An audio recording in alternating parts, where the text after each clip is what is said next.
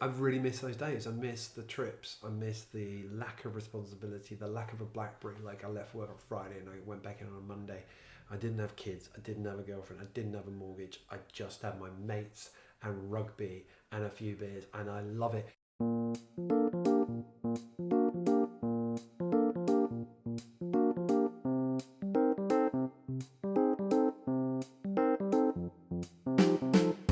Hello and welcome to the Amateur Rugby Podcast, here to help soothe your Sunday morning hangover with some scintillating rugby chat about the grassroots of the game. I'm your host, Tim Tunnicliffe, and today I was at Battersea Ironsides Rugby Club watching my former team, Old Colfeians. Battersea Ironsides obviously is famously known now as the club where Carl Sinclair started his rugby career, and they're doing good things there. They've got a lot of teams out every Saturday, and they were far too strong for Old Colfeians today, winning 3 times 30 minutes, pre-season friendly, quite convincingly. This is a launch day for the podcast, and if you haven't already listened to episode 0, which is me just discussing, telling you a little bit about me and what the podcast will be and won't be, please go and have a quick listen to that. And episode 1 was also released today, which was with my brother, Chris Tunnicliffe. Good episode, and make sure you listen to that too. Now, on to my guest today. He is Matt Townsend. I've known him for many, many years. We first came across each other playing football back in Cheltenham, and we've played rugby in quite a few different teams over many years. And this interview was recorded with him in August of 2019. And we talked about Colts rugby days. We talked about tours and away trips to Cornwall and drinking games, and it was a good trip down memory lane and discuss on a lot of fun that we've had over the years. So, with that in mind, please give it up for Matt Townsend. Towner, welcome to the podcast. Thank you very much. It's my house. It is your house, and I feel very welcome here myself as well. Thank you. So let's kick off with something I don't actually particularly know. Like, how did you first get into rugby? My dad played, I guess. Went down on Saturday, Cheltenham Civil Service. Was dragged down there on Saturday afternoons, and kind of grew up there, I guess. Didn't play it at the time. Didn't play it at school, really. Certainly not at primary school, and really probably not until I was about 12 or 13. And even then I played football more than rugby. So I probably really only when I was about 16 or 17 did I really take an interest in it. Right, and that was at Cheltenham Civil Service? Cheltenham Civil Service, yep, the mighty Civil Service. We made the cup final that year. Yeah. Never a forward pass. What was the score? Who did we play? We lost to Clifton. I don't know the score. It would have involved a 4, because that's what tries were worth at the time. I think it could have been like 4-0 or something. I think it was. I think it might have been 4 or 6-0. 4-0, yeah. It wasn't a high scoring game, but the reference Matt Vile will no doubt repeat if you speak to him that we broke out late in the game, and the 1-2 combination Townsend to Vile looked like it was going to deliver again, and I threw the scoring pass, my own 10-metre line, turned around, ready to collect my kicking tee or whatever, and Vile was away, but called back for a forward pass. Gutting. Really gutting. Yeah, but if you look at the photos, it looks like we won the game, which is one of my favourite things about most of the photos I said. It doesn't matter whether we won or lost. Yeah, it always looks like we won the game. Do you remember exactly what happened when the final whistle went? Nope. Do you? I do. You do? I do. Yeah. We broke into song. At the final whistle? Yeah. We sang the Civil Service song. Perfect. Yeah. Really? Yeah. I don't remember that. Okay, anybody else that was in that team that's listening, just drop us a line, see if you remember that. It happened at the final whistle. We sang a song, and I remember Clifton celebrating because they won. Yeah. And then kind of turning around and looking at us and going, "Why are they so happy?" Yeah. I don't remember that. I remember it being really dark. I'm not sure if I'd ever played on the floodlights before that game. Yeah. It was a midweek, kicked off sort of 6 or 7, and then it was just dark. Yeah. I think opportunity lost, missed maybe. Cheltenham Civil Service probably, I don't know, who knows. May not feature in the County Cup winning sort of, yeah, It's unlikely, maybe, for but the yeah, foreseeable. yeah. Hey ho, another one. Yeah. Didn't quite go out. We played at Stroud, didn't we? I think it was Which Stroud, was yeah. the same pitch where Viley will again pick up on the fact that I missed the tackle on Leon Lloyd when we were playing against Surrey for the county. It cost him the chance of playing at Twickenham. I mean, it cost myself and everybody else, but it was the fact that I cost him the chance. Yeah, he takes it personally. He takes it very personally, yeah.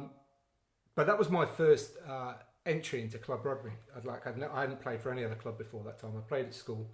And I remember we went back to the Civil Service clubhouse afterwards and, had a couple of jars of beer and it just felt like that was... We're 17, Tim. Sorry. We had a couple of Shandies. jars of orange juice and stuff.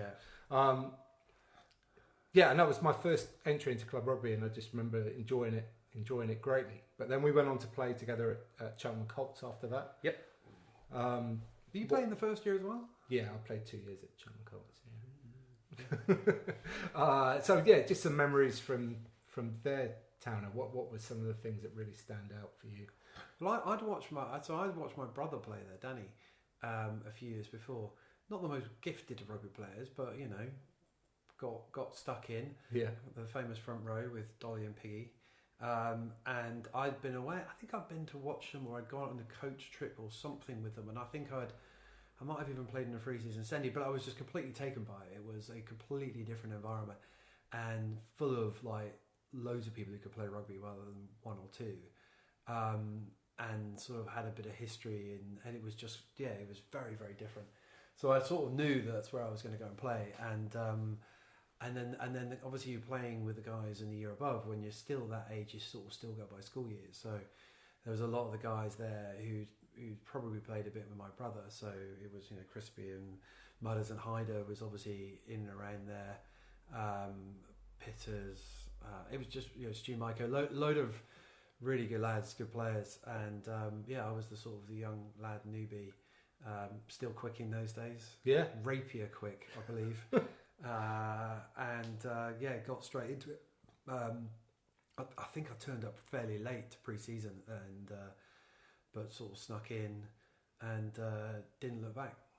Yeah, there were good days, and the rugby which you've highlighted so far was great. But for me, the social was the real game changer, and I remember a lot of my biggest memories from Colts are from singing in the bar after the game. So, I mean, can you go through a few of the songs that we might have sung? No, I can't. I could, but I won't. I remember Eddie, Paul Edwards, he was playing in the first team. He used to come along and he'd be playing with the first team and he'd always be really bored.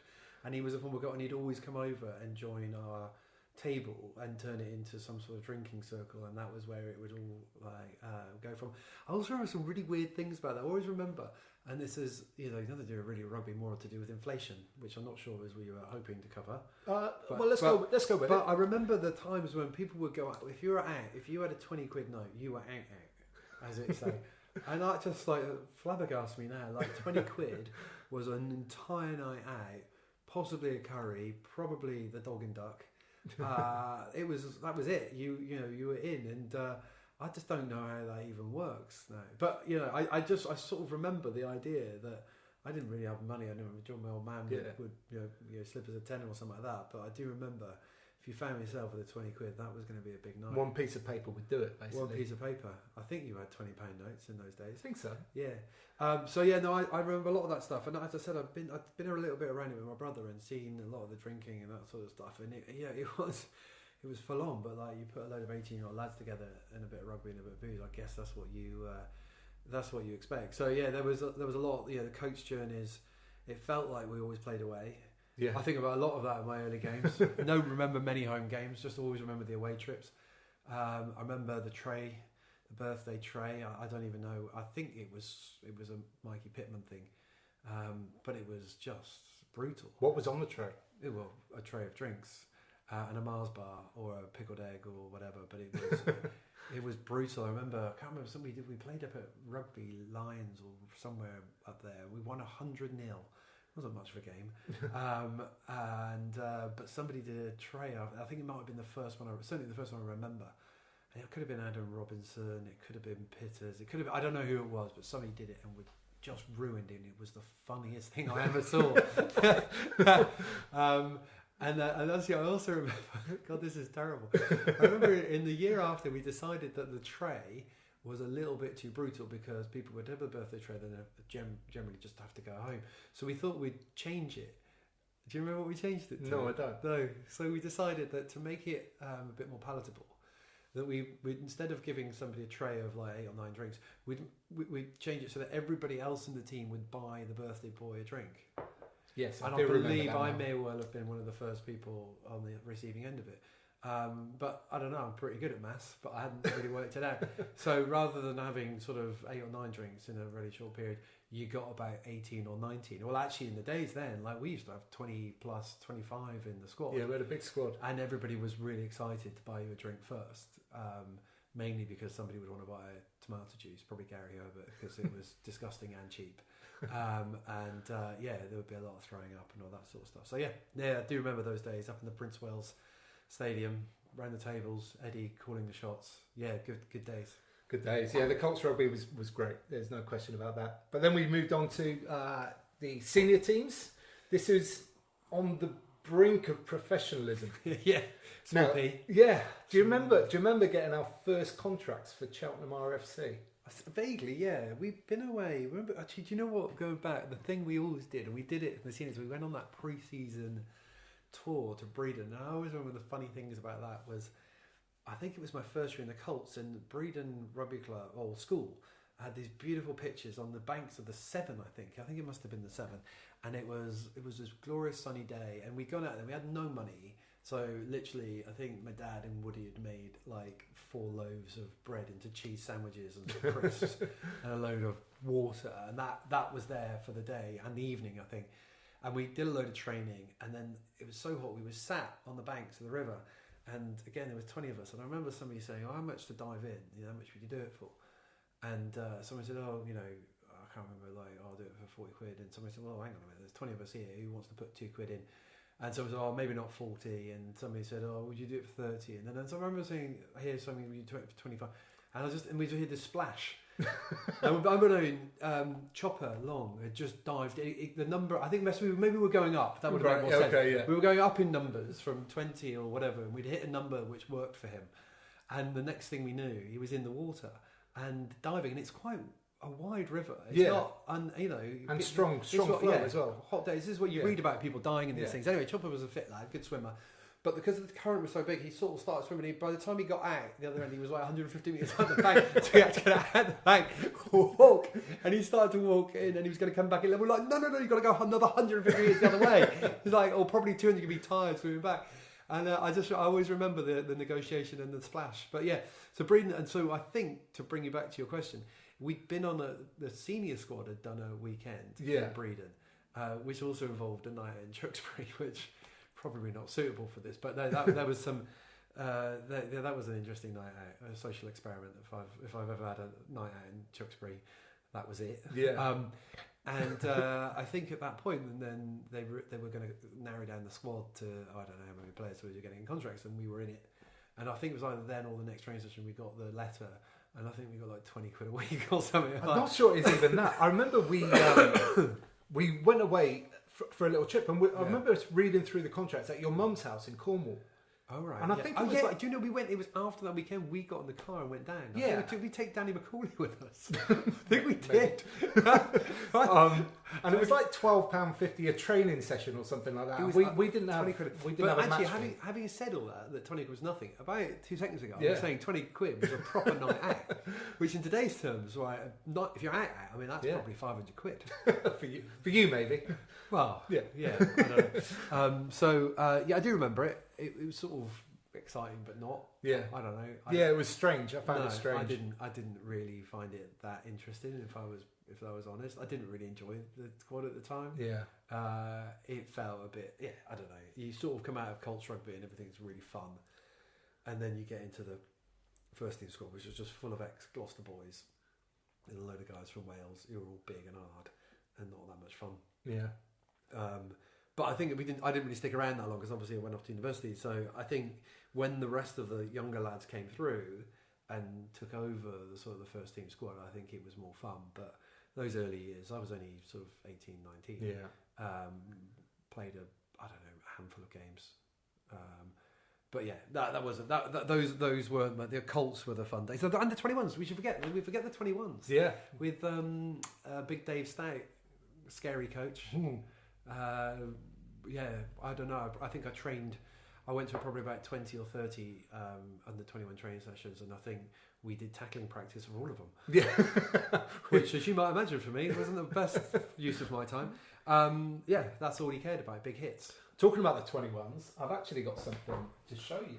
I was like, that's the line. Just describe what you're seeing here. What I've just handed to you. This is the match programme from the under 21 MEB Floodlit Challenge, played at Worcester, final 95-96. So yeah, we were 20 years old. Leicester versus Cheltenham. And with that, I'm not going to open the program because the only thing I remember about this game is the guy dropping the trophy. Do you remember? I do remember because my brother brought that up the other day. I just remember they were just as they were explaining as to how expensive the trophy was, and like how it had been specific cut glass. That the guy then just dropped it on the floor and then started crying. I mean, funny for us, not him. Yeah. But this is quite interesting as well from the management back in the day. This is the type of thing we used to this is a Woody. Get under a door. Yeah, I remember this. Tim put plenty of weight in to drive the Moors forward. I remember. Do you remember what yours was from that day? Not from that day, but I do remember from an earlier. So this is Woody, John Woodward, and we played in the Colts Cup final, Gloucestershire Cup final, first year in the Colts against Lydney at Kingsholm. Miserable wet night, and I remember going to the change room, and we made a big deal about it. Met at the club, had some food, got the coach over. Yeah. Big day out. But yeah, the management, Woody, and had done their best to sort of make it different. And just got a little envelope on your peg, and mine said, "Don't run across the pitch." What, during the warm up or for just fun? I think they wanted me to run straight. I think I had a habit because I was fast in those days. Yeah, I could just run round people. Glide. Yeah, but yeah, that was a great performance. We all played well that night. Yeah, we did. I felt I played pretty good that night. I remember. I think I scored a couple of tries, maybe one or two. But yeah, in the pouring rain, we properly won that one. Yeah, good. Okay, so that's kind of Cheltenham done. But you mentioned this earlier, a little bit about university rugby. You went off to university. Yeah. I stayed around in Cheltenham for a little while. Mm-hmm. So what was rugby at Warwick University like? Wow, yeah, that's a good question. Generally rubbish. Yeah. Quality of rugby on the whole, compared to what I'd done before and what I did afterwards. Yeah.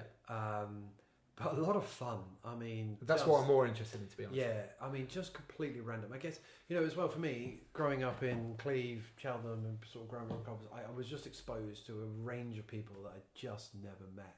I met Taff. Right? Yeah. I mean, Taff, from London. He'd spent a long weekend in Oxford. He'll love you mentioning that. Where he'd been to university before, but after a weekend there, they decided it wasn't going to work. So he came to Warwick and met Dave Lewis, Speedy, God love him. But so our first year at Warwick was interesting because it was the last year. Warwick used to have a sports course. Right. So we had some decent players basically. And after that last year, it was basically mathematicians and scientists. Okay. Which meant we were fantastic at collecting and divvying up subs and stuff like that. Yeah, which is important. Which is really important. Yeah, exactly. And like practical problems, all very, very good. Yeah. Maybe the odd psychologist and social scientist. So again, personal skills very, very high. As for big, ugly front row players, we were light on the ground. Very light on the ground. So first year was interesting. So it was a group like a load of lads who done sports degrees, and we were relatively competitive. We played some good teams then, and then it sort of we sort of went a little bit downhill from there, I guess. But university was interesting because back at the time, so this was I started university in '95. So I remember playing. We played whatever. We played the university where Andy Gumsall went, whatever, St Mary's, I think. like we played him on a Wednesday afternoon, and he'd made his debut against like Italy in the Six Nations like 4 days early. Right. I think he scored 4 tries or something like that, and then he came and played against us. I'm probably mixing up that a little bit, but let's go with it. Yeah, right? yeah, sure. We played against him in that, and he was a full-blown international, and we were maths graduates, kids, skinny kids. A lot of whom had gone to private schools in the home counties. Yeah. But it was fun, and you know what, I'd never really experienced. So we had fun at Cheltenham, and we had like drinking games and that sort of stuff. But I remember when you go to a circle, like the circle was a thing. Like it might like just describe the circle for us. So the rugby club at Warwick had its own bar back in the day. In fact, it hasn't had it for 20 years now. It was called the Milky. It was an old milking parlour, and it was for the rugby club exclusively use, mainly because they wanted to get us off or at the main bars on campus. And you'd sort of go in there and you'd play darts for an hour, which had more rules than you could possibly ever know or imagine, and basically ended up you would neck 4 or 5 pints before you even got to sit down at the table. So in effect, there was a bucket that people were just constantly being sick into. So I didn't realise this, but snake bite or like black currant, putting in lager cider and that sort of stuff. The reason you put the black currant is it tastes nicer on the way out. Ah, it's fact. Oh, okay. True fact for all those rugby. Well, that's news to me. Well, I mean, I imagine for an amateur rugby podcast, this is useful stuff. Yeah. People never realising why people putting black currant in their Guinness and cider. That's it. It just takes the taste away. Try it. Get yourself, line up 10 pints, neck them, throw up. Next day, do it. Put black currant in there, and try it again. They can send comments in, presumably. Probably can send videos in, see how they look, and with the black currant thing. Anyway, so that drink responsibly. Drink responsibly, yeah, with black currant. That's responsible drinking. So, and you go in and you sit in this circle of like 30 guys, and there would be a chairman. And he would have like a chief, and like these were like proper rules, not like we were just messing around about it. And you couldn't use serious. No crossing of limbs, no touching of face, no talking out of turns. Those are the rules, and you disobeyed any of those, you basically just have to neck a beer. And it was so pikey. It was proper, as we would say, junior club, amateur. I mean, it was so amateur. Yeah, it was just so old fashioned, and we would just drink and drink and drink, and you wouldn't know the rules. You'd play games, and there were hidden rules, and you weren't allowed to know them. Oh, right, so you had to figure them out. Well, you couldn't figure them out because right. they were just mental. Yeah, because they were just like you would play a round of drinking, and you'd be talking about train stations or something, and then you would drink basically whether you coughed in the middle of a sentence or something. I mean, you get the point. It felt alien at the time. Anyway, so I remember getting through that, and I'd had a year out, so I'd spent an extra year. So I was a year older than a lot of the guys and played a lot more rugby, been a lot more rugby clubs, and so was generally, a bit more experienced than everybody else. But I was still literally didn't make it to the student union for the first time. Oh. I'd go to the rugby bar and then go home to bed. That would be it. 20 quid's worth of beer, or no, God no. So you didn't need 20 quid for a big night at university. No, that's true. Thing. Tenner would probably get you a decent way through the night.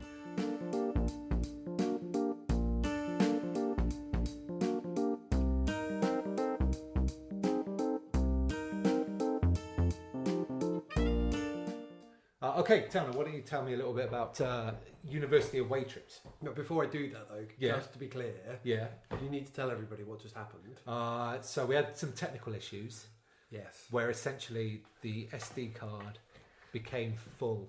Yeah, people just it didn't record. Basically, and I just for the record, the last half an hour that we've just lost, or 20 minutes, whatever it was hilarious. It's so funny. Oh my God, it was amazing. It was insightful. It was thought provoking.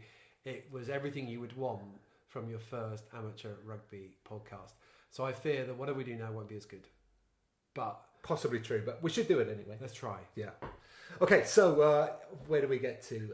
Away trips at university, I think.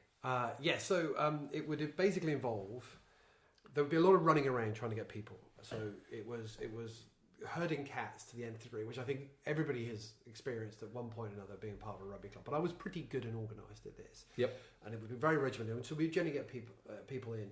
But you would hire a minibus from the student union, and then you would go, and it would be driven by one of the students, generally in their third year. And you would go off to these far-flung Leeds or Sheffield or somewhere in Wales or maybe somewhere down towards London or whatever it might be. And you discover these minibuses in the morning on a Wednesday, and sometimes never to be seen again, or at least not until really late. And we would play, generally get stuffed, and then you would have these weird drinking games on the way home. But one of the things I remember is that if you got caught in traffic, the fresher would get kicked off the bus, made to do 30 press-ups, whatever, or something like that. But the bus wouldn't stop. So if the traffic started moving again, you had to run and get on the bus. Now, it never happened to me, but if you didn't make it, you just got left, stuck in Milton Keynes or whatever it would be. That was just one of the things of university rugby life. Yeah, brutal. Yeah. One of the things I remember you telling me about your rugby life was the just a minute ago. Yeah, was the bottle of pop challenge. The bottle of pop challenge. Yeah. This is one of those things which I'm sure people have come up with some of the best ideas in human history the day after a big night out. And equally for us, one Thursday morning, sitting in what was called the airport lounge, and it would have been someone like Dave Lewis came up with the idea that we would get a bottle of pop and a pack of crisps, and then drink and eat them as fast as we could. How big was the bottle of pop? The bottle of pop was like a regular size, like 1.5, 2 litre bottle of pop. Okay. You weren't allowed any decent brand. It had to be like Cresta Pop or some crap like that. Pack of Walker's Smith's Square Crisps, whatever. And then you would just drink them both first. And I can guarantee you, and your readers, listeners, they listen to podcasts. Yeah, I think that's how this works. Yeah. Could try this themselves. It's impossible to do it without throwing up. Nobody ever really did it less than 5 minutes either.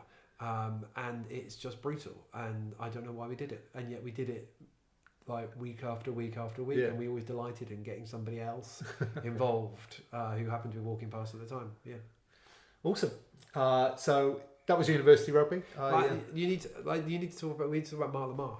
Oh, Mark Lamar, yeah. Tell the listeners. Like the first time around. Yeah, tell the listeners about Mark Lamar. So as university life carried on, I found myself in the third year taking on that chairman role.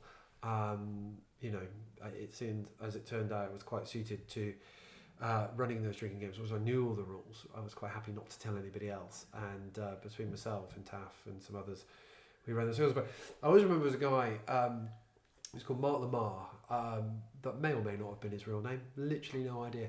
And he would turn up randomly to drinking circles or to rugby itself in black tie.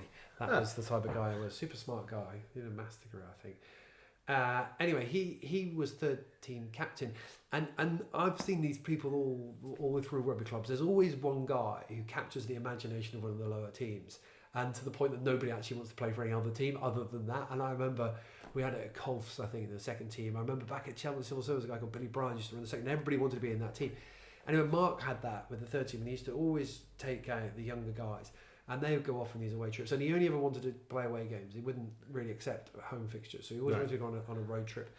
And he'd take these guys off, and we wouldn't see them. They would turn back up like at 10, 11 o'clock at night, and we don't even know if they actually played any rugby. For all it's not the point, really, is it? For all we know, they could have just been going off and drinking. But it was brilliant, and it was a group of younger guys who, bearing in mind the standard of the first team wasn't that high, and the standard of the third team was lower, and these guys just did it for the love of it, and they did it because there was this one guy who just made it fun, and they turned up to play rugby, and they'd even occasionally turn up training. Mark Lamar again in black tie, and that was it. That was what their weekends and their Wednesday afternoons were about, which I think is something on the amateur rugby theme. I think everybody will know one of these guys somewhere along the line in one of the lower teams has had that sort of little thing going for a while. Yeah, there tends to be one in every club, doesn't there? Someone like that. There's always somebody around. I think that's right. Yeah. Was there anything else about university rugby? We could talk about the tours. Oh, tours, yeah, there's tour rugby. Yeah, tour rugby. So, my first tour, I think, was for Cheltenham Civil Service when we went to Torquay. And I think my second tour was for Cheltenham Colts, and we also went to Torquay. I think that's how it got the name Torquay. I don't think I've ever... I think for the first 4 rugby tours I went were all in Torquay. Yeah. University tour was quite brutal, though, in that if you were a fresher, you weren't allowed to change clothes for the weekend. So, again, minibuses, you get 2 minibuses, you go away.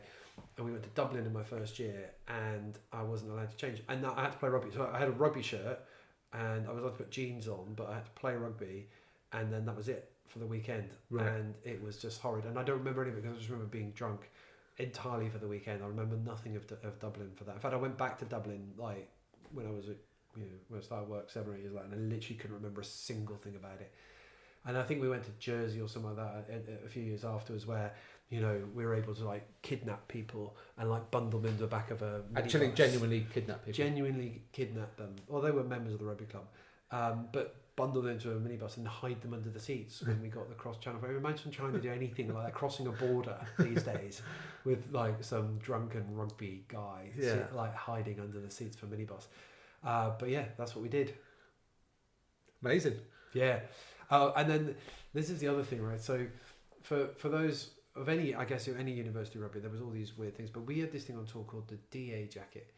And the DA jacket was something you wore if you lost this thing, which I won't go to, and then you wore it for an hour. And at the end of the hour, you added something to the jacket, whether it was a bit of mud or some beer or some coffee or whatever. But as the weekend got on, you can imagine the stuff. Well, don't imagine, but unimaginable stuff was being added to the jacket, such that it stank. And the thing was is that you could call this special call every hour or whatever, and you would hand the jacket over to the next person. But once you're in transit, you're on the way home, you couldn't. So there were too many buses, and what nobody wanted to be was in the minibus with the jacket. I mean, you didn't want to be in the jacket. That was definitely for sure. That's number one. But in the minibus with the jacket for like a 7-hour drive back from Dublin was miserable. And I just remember some of the fighting to get into the other minibus on the way was horrific. I don't have no idea what type of an imagination dreams up something like the DA jacket, but it existed and it was mental. And so, I think as you go through your part, I'd love to hear some of the other weird shit that people did. I can almost guarantee that 90% of the weirdest shit will come from university rugby clubs. Yeah, there is some weird stuff going on there. And you said it existed, but doesn't it still exist? Well, it's funny you should ask that, Tim. Yeah, it's almost like we talked about this 10 minutes ago. I went back up to Warwick Uni about 3 months ago with Taff and Dave Lewis and Speedy, and we met some of the first team players from the current Warwick University club, and they're all so bloody serious. But the same rules are there. They did the same things, and they still have the DA jacket. Amazing. 20 years later. Legacy. Well, it wasn't us who invented it. It was like there for years before us. So somebody comes up with this shit, and it seems to survive. Awesome. All right, so that was university rugby. Yep.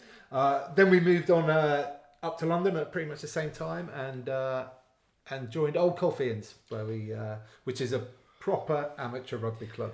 I think in many ways. I think it's the amateur rugby club that spawned this podcast, didn't it? I think it really is. Yeah, I mean, you remember we were supposed to go and play for Roslyn Park. It was discussed. Yeah. No, I was about to say equally amateur, definitely amateur, but much more professional with a small p than Colf's. Nothing could be less professional with a small p than Colf's. Yeah, I mean, we had to bring our own shorts and socks for the first 3 seasons at least. No, I think longer than that. Yeah, possibly. Well, I still pay subs. I don't know about you. Yeah, I do. As the song goes, no, when you play for Old Colfeians, nothing's free. We'll come back to that. Well, we can talk about it now. Cup final song. Yeah, let's go straight. We recorded a cup final song at Old Colfeians. We got to the Kent Cup final. I can't even remember when. And we played Blackheath, and we ended up losing by 60 points. But that was not the point. We beat them the week after to stay up. Yeah. Anyway, that was not the point either.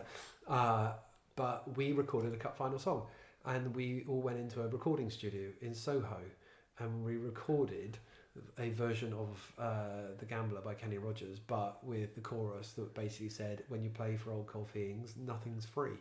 And it was genius. And that actually happened. And that happened like 15 years ago. Yeah. Like, recording a song now is pretty straightforward. You could literally do it on your iPhone in the space of 3 minutes. We had to hire a recording studio, and we had to record loads of people, and it's got video done. I don't know where it is now, but that happened. Where were we? We're at Colfeians. So we joined. We were supposed to go to Roslyn Park. We didn't, because basically Taff confused us with the geography of London. Because neither you or I had ever been to London, or certainly not for anything other than not since a school trip. Yeah. We thought, or Taff managed to convince us that Putney, where we were going to be living because you were working at Heathrow, was actually just down the road from Lee in southeast London, whereas actually in reality it's about 10 miles away, which on a Saturday in traffic equates to about an hour and 15 on a good trip. And so on a Tuesday night and a Thursday night, that was what our life became. Yeah. Travelling across London to go to Colfeians, where I think on average there would be about 13 people at training. I genuinely think in all the years I played in the first team there, we never had the 15 players who were starting on the Saturday there training on the Thursday. But it sort of didn't matter. It was great fun. I remember having first got down there, the two big lanky centres turned out to be Big Gav Hurley and Paul Adden, who were both really good players, and the hairy back row, Will Evans, who turned out to be a fantastic player to play alongside. So me and Timmy turned up. I think they were quite impressed with Timmy's ability to push hard and hit bags. I think I can't remember quite what my ability was at that point. Your goal kicking was an obvious goal one kicking, then, was it? Yeah, no, you don't tend to do that in the middle of a first training session. And then within a year or so, we managed to convince Hyder to join. Still not quite sure how or why.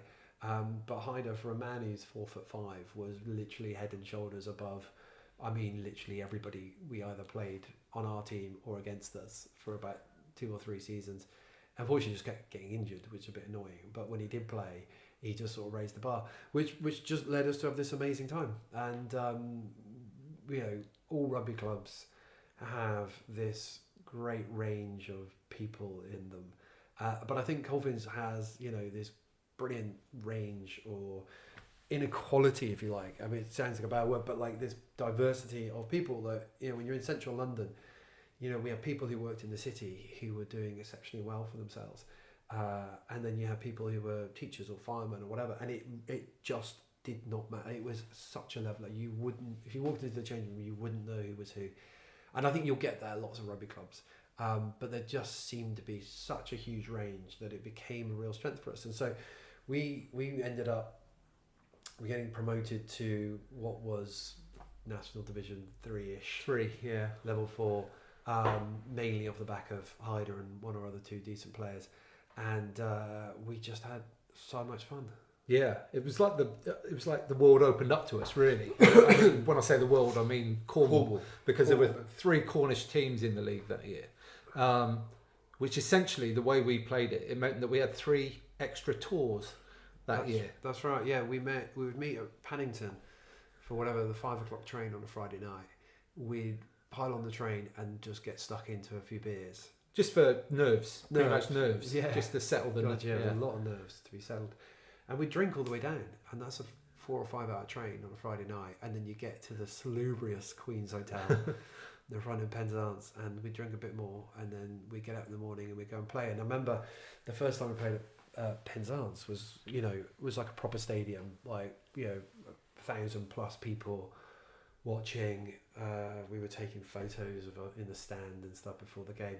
And we were sort of in it at half time. I think we were a score down. Yeah, it was 14-7 at half time that day. And then the second half, I think I was the only Colfeian player to touch the ball for 25 minutes, and that was just kicking the ball off back to them for them to run a try. And so we ended up coming second by some distance. But we had fun, and in the game, in the bar afterwards, hanging out with some of their star players that their players didn't want to talk to, Laka. Yeah. Heading into Penzance to the Barn, the famous nightclub. Well, it's famous to us, yeah, at least, and it was hilarious. And then the train back on a Sunday, which was 6 or 7 hours in the day, and we would just tuck into cans of cider, and it would be carnage.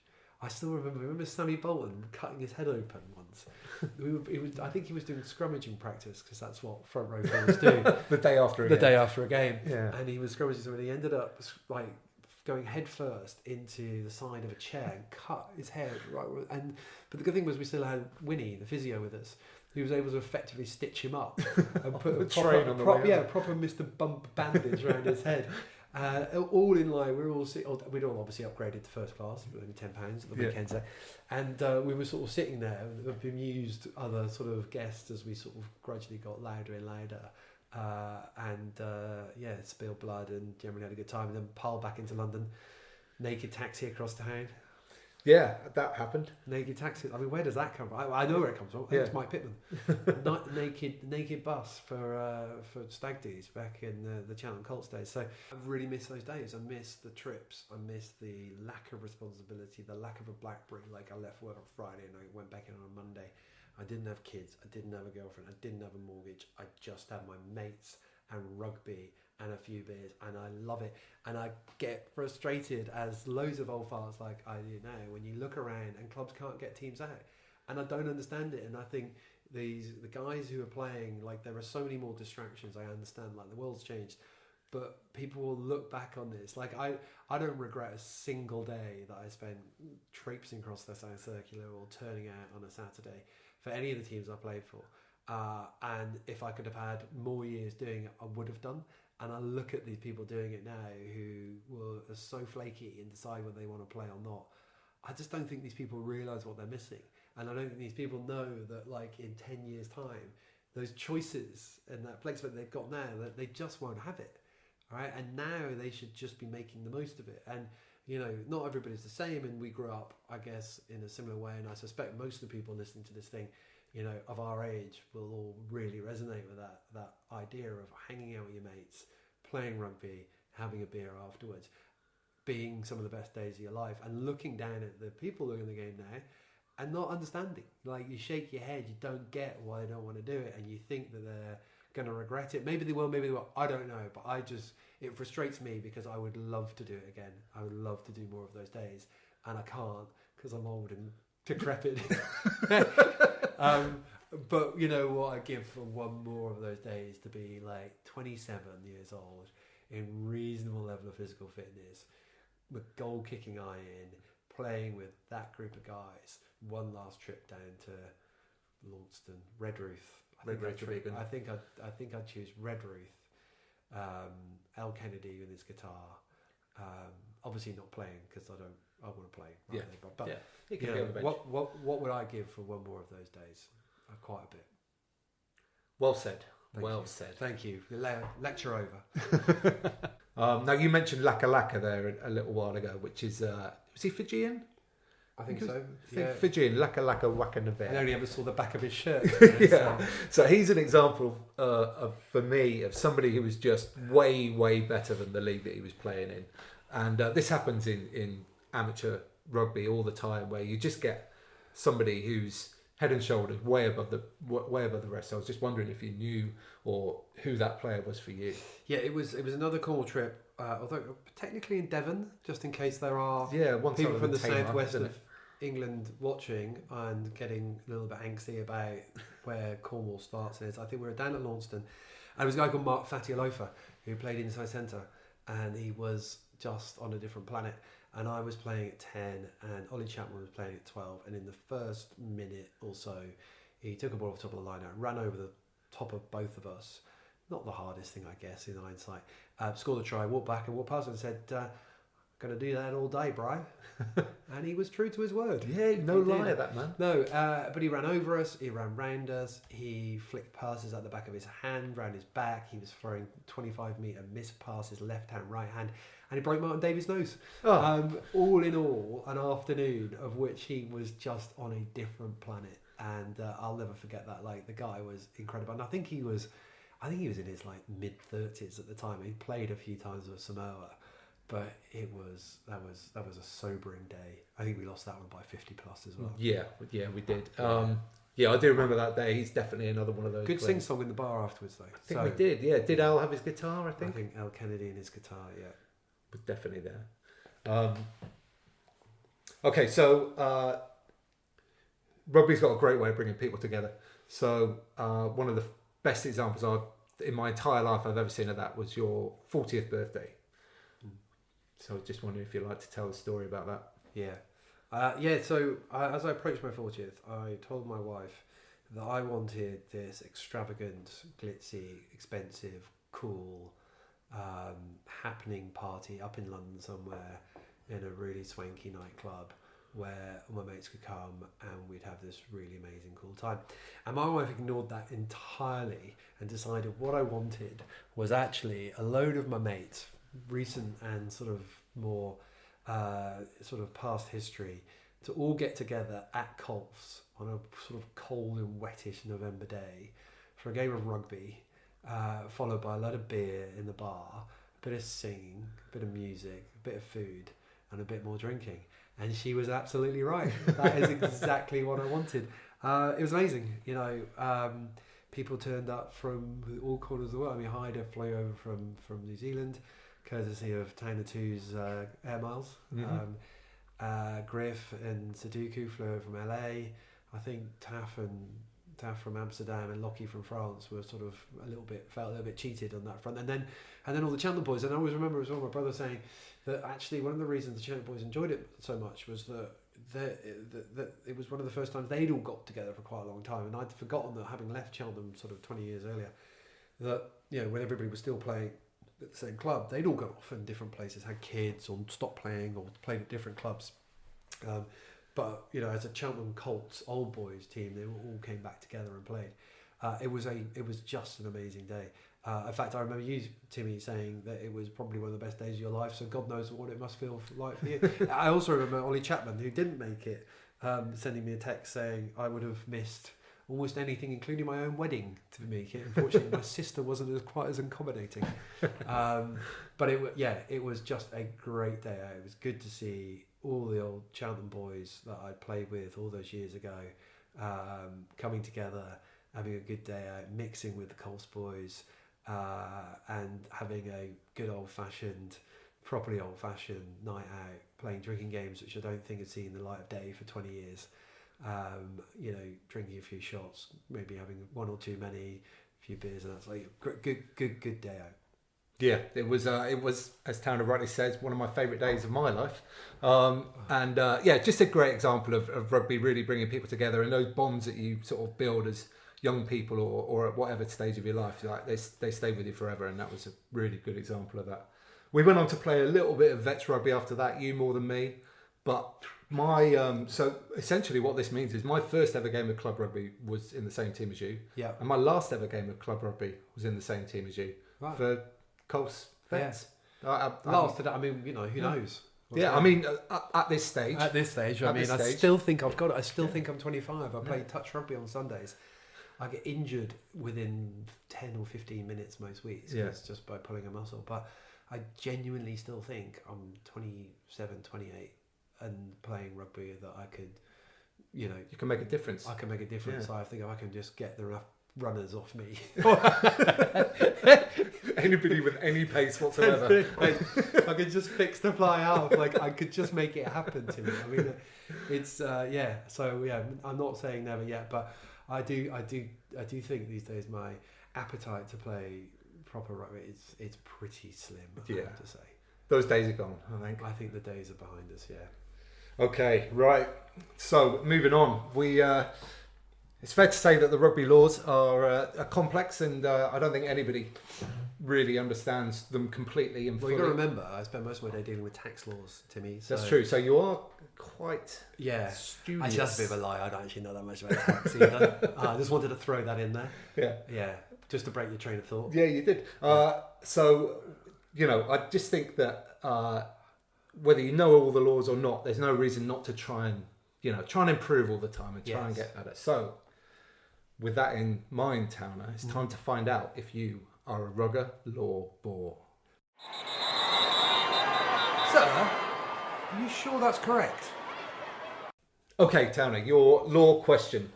I've chosen this carefully to be completely irrelevant to the position you played. Excellent. What is the current scrum engagement sequence as called by the referee? Oh my god! Literally no idea. Could you say one that there's ever been? Hang on a second. I'm going to come up with one. No, this might be touch, pause, crouch, engage. That was never one. But that would make sense, right? Touch, just hold off a bit, guys. Get low, it's important, and now push. If that's not it, I want to know why not. What is it? It is crouch, bind, set. Right, so I got one.